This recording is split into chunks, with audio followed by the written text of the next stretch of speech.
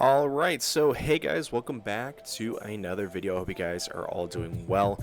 Today I just want to sit down and talk a little bit about the new Intel Arc GPUs. So there's been a bunch of information that's come out in these past couple of days, and I just kind of want to sit down and talk about the mindset that a lot of you guys should probably be in when it comes to these GPUs, because a lot of people are going to be super skeptical about Intel creating GPUs. I mean, as we all know, Nvidia is kind of the king when it comes to market share, when it comes to brand recognition, and AMD is kind of making a name for themselves with this recent RDNA 2 generation. And for Intel coming in and making like actual dedicated GPUs for high-end desktop systems for gaming or whatever kind of stuff you might need to do, there's not really a whole lot of history of them providing these kind of things. Again, it's their first generation of desktop GPUs, and that's kind of weird for a lot of people. A lot of people like to stick to the brands that they know and love when it comes to whatever parts, because people value reliability. And Intel coming out with these new Arc GPUs, I think personally, I think this is amazing. And I want to talk about why. I'll talk about some of the rumors and stuff like that that are coming out, and why most people who may not even be looking to buy a GPU should be very excited about the kind of stuff that Intel is coming out with. So yeah, before we kind of get into the meat and potatoes, please leave a like and hit that subscribe button if you guys do end up enjoying the video.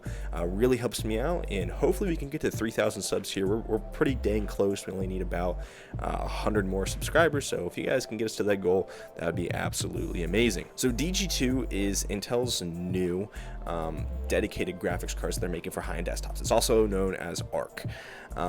Again, the naming, we're kind of going to get muddled around, but there's going to be some ways to kind of simplify it, because you really don't need to know all these code names and stuff like that. Really what it comes down to is just the GPUs that they're going to be coming out with, and they kind of give you guys a roadmap here. So they've got codename Alchemist, codename Battle Mage, codename Celestial, and codename Druid. So as you guys can all kind of see, this is going to be A, B, C, D, and because this is kind of a gaming GPU, they're giving these kind of gaming names. So these are going to be kind of the GPUs that are coming out in order. So you're going to have Alchemist come out first, and then you have Battle Mage, Celestial, Druid. And when it comes to performance, most of the stuff that we are seeing is on Alchemist. And because of that, because it's coming out first, we have some kind of good information from Moore's Law is Dead. Again, this is a channel that I personally watch. A lot of people are talking about him because of this particular leak, but this guy, I watch a ton of his videos, love his stuff. Highly recommend to anybody who just kind of likes to listen about tech, listen about the new stuff that's going on in tech. Personally, I'm a college student, so I'm coding and doing website development, stuff like that. So when I'm doing that kind of stuff, I love having him on the background, just kind of listening to what he has to say and all the new information that he's coming out with. And in one of his leaks, these past couple of videos that he's coming out with, he's talking about the new Arc GPUs, and he has a lot of really good information about this. Let me see if I can find it. So this is his render of it. So this isn't an actual photo. It's a 3D render of a description that he was given about the GPU, just to kind of protect confidentiality between him and his sources. And from what I see, they're pretty much in kind of final stages of getting everything together. So because he already has a detailed description, he pretty much is talking about time framing of when these things are going to launch, and as the article states, Q2 of 2022. It's kind of far away. It's not necessarily that close, and I know a lot of people would like it to be a lot sooner. I know people would like it to be in the holiday season, and I know Intel would love for it to be in the holiday season because that's when a lot of sales get driven through. But it's kind of nice to see that Intel isn't just going to try to rush their development team just to try to make a holiday launch. And so that already shows a lot of promising things to me, and they have all the engineers that are working on these GPUs are extremely good engineers. The main man, Raja Koduri, he was an ex-AMD employee. He worked on the Vega architecture, the GCN architecture, which were older generations of AMD graphics cards, and they all worked fine. Again, the people can argue about their competitiveness against what Nvidia had at the time, but again, the people who are working behind these cards aren't any sort of slouches. So if you guys are worried about if this thing's just going to be kind of a one and done thing, or if it's really going to be kind of half-assed, I extremely doubt it. Intel would not be putting this much effort into creating all of this roadmap for GPUs and hiring as much talent as they've been hiring in order just to make these things. So again, full confidence in Intel for them to actually launch a product that is going to work and that should be fairly competitive with their competition. And so let's kind of talk about that right now. Their competition again is going to be Nvidia and AMD. And around Q2, we're probably going to start seeing some refreshes of the Ampere and the RDNA 2 cards that are already out. And because of that, I think Intel is going to be launching in a kind of a weird state. Again, Intel probably is going to launch beforehand.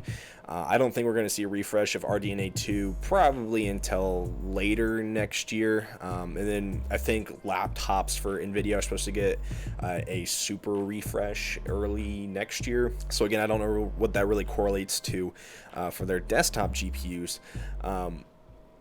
But again, I think in terms of the competition that Intel's going into, it's going to be hard, and that's what we want.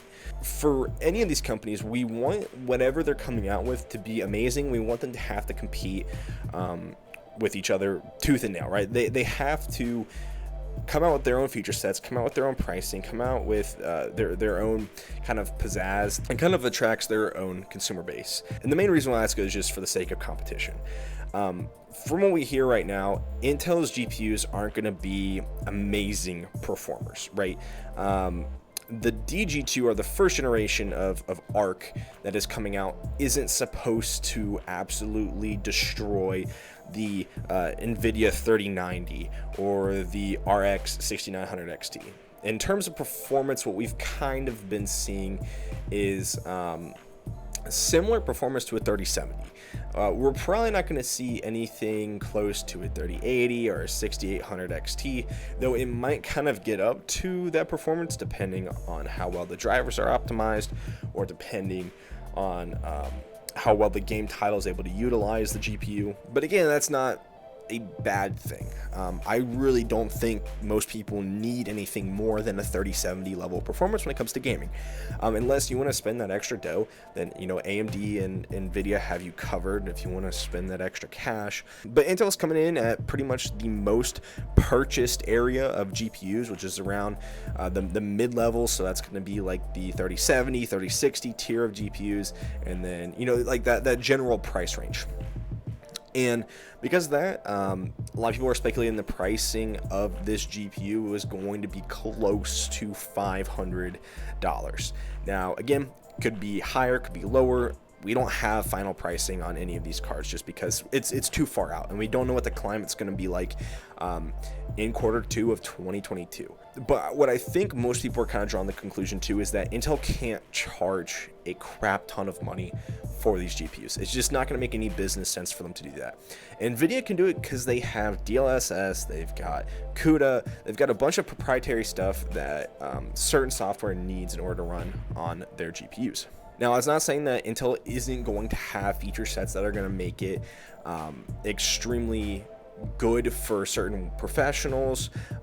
It isn't going to be good for gaming. I know they are going to have some implementation of kind of DLSS. It's probably going to be similar to FSR. All of these things are going to be there on Intel, but when it comes to competing with Nvidia and those guys, they are able to charge that extra amount of money. And it's going to be a good thing that Intel can't charge a lot for their GPUs in order to remain competitive. Because for us as consumers, I think a lot of people are going to migrate over to Intel if they're the only company that's offering a reasonably priced $500 GPU. Right now, the only $500 GPU that you guys can buy new is like a 3060 or a 6600 XT. And again, those were not their MSRP pricing. Those are like pretty much, in my opinion, those are $250 graphics cards, right? They should not be selling for $500. But that's just the climate that we're in right now. And if Intel can really come through and sell those GPUs for better pricing than what we're seeing here, like again, we're seeing these power color 6800 XTs, not even 6900 XTs, 6800 XTs on Micro Center for $1,500. Like, this is just insane. And what I think you guys need to set your expectations for is it's not going to change this high end. 3080 Ti's, 3080 Ti's, 3090s, 3080s even aren't going to change their price point. As long as Intel comes in at the same performance level that they're expected to come in at, which is the 3070 price point, they're only going to affect the things that they're directly competing with. So you might see a price decrease when it comes to 6700 XTs or 3070s or 3060s or anything below that tier.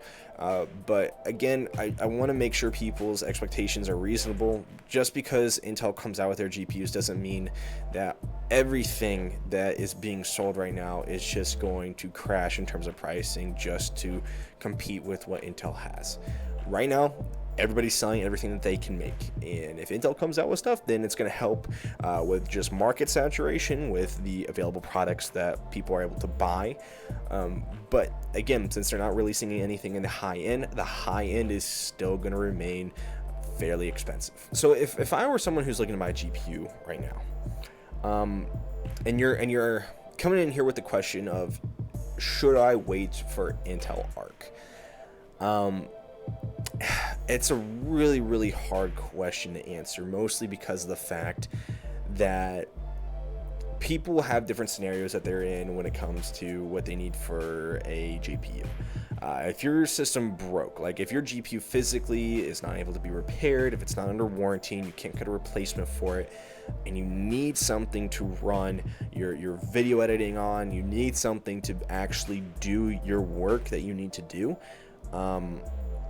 then I would say no, you shouldn't wait for Arc. I mean, waiting 7 months to get your PC back up and running is just not a feasible idea, and it sucks. It really does suck for anybody who has having those kind of problems right now. Then it really does suck. But for someone who has a system that might be running a little slow, and you're looking for an upgrade but you don't need it for your workload, then I would honestly say wait till Arc comes out, because I think Intel Arc is going to be something pretty special here in the GPU market, and I think it's going to change a lot of the things that we are kind of used to right now within this 2020-2021 GPU market, and it's something that I'm extremely excited for. I personally am going to be keeping up with Intel Arc a lot. I'm going to be watching a lot more Moore's Law is Dead. I'm going to be doing a lot of homework here in the next couple of weeks, so I'm sure I'm going to be listening through everything that he's been putting out. But yeah, I think that Intel Arc is definitely something that people should wait for if they can. If you can't, then again, it's terrible. It's not a good time to buy a GPU, but if you really need one, there's okay deals out there that you can kind of look for. But yeah, that's pretty much all I've got to say for this video.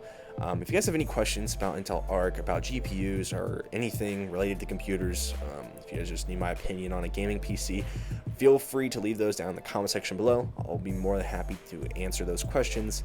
And yeah, consider joining the channel Discord that's down below. It's also kind of a little help forum that you guys can get, or just talk to people who also like watching this content.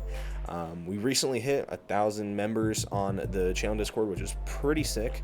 And yeah, so again, if you guys enjoyed the video, make sure to leave a like, hit that subscribe button, and I'll see you guys in the next one. Peace.